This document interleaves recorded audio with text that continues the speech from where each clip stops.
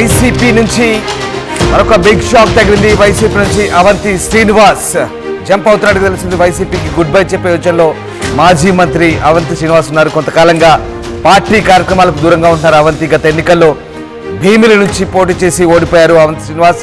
ఓటమి తర్వాత పెద్దగా బయటకు రాలేదు అవంతి శ్రీనివాస్.